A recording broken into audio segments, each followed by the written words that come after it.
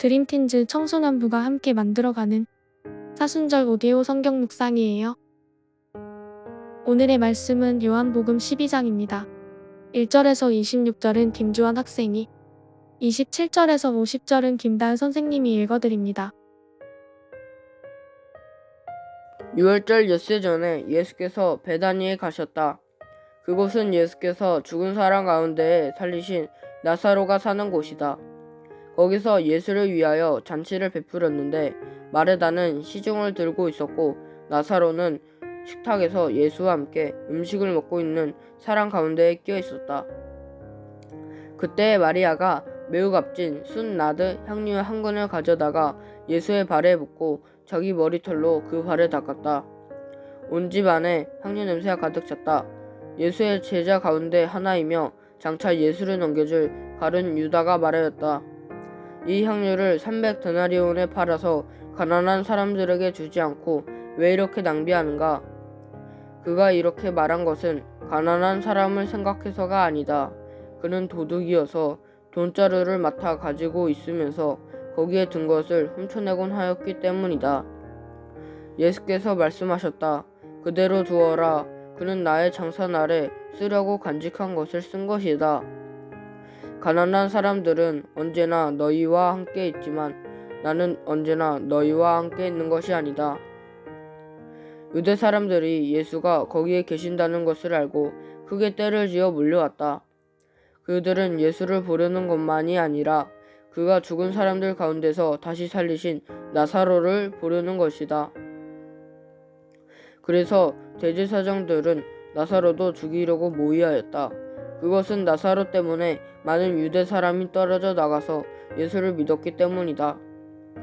다음 날에는 명절을 지키러 온 많은 무리가 예수께서 예루살렘에 들어오신다는 말을 듣고 종려 나무 가지를 꺾어 들고 그분을 맞으러 나가서 호산나 주님의 이름으로 오시는 이에게 복이 있기를, 이스라엘의 왕에게 복이 있기를 하고 외쳤다.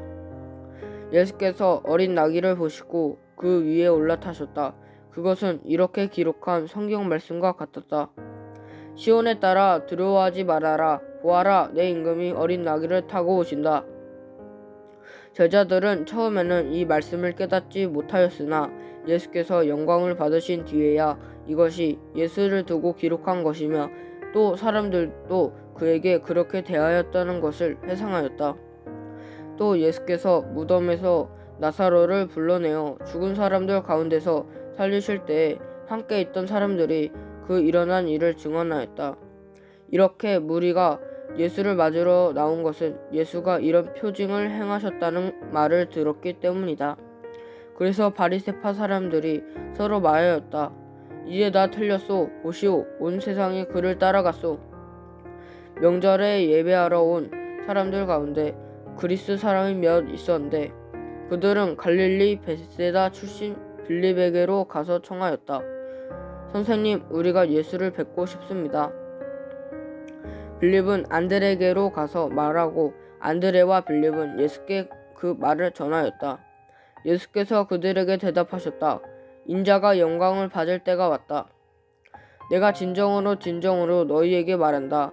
밀알 하나가 땅에 떨어져서 죽지 않으면 한 알 그대로 있고 죽으면 열매를 많이 맺는다.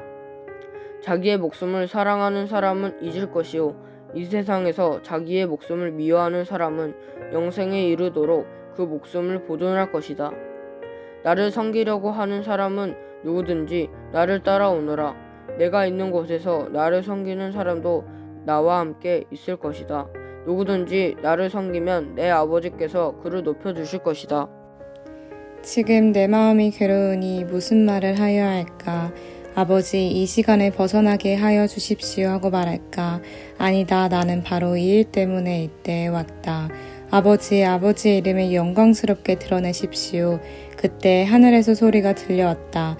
내가 이미 영광되게 하였고 앞으로도 영광되게 하겠다. 거기에 서서 듣고 있던 무리 가운데서 더러는 천둥이 울렸다고 하고 또 더러는 천사가 그에게 말하였다고 하였다.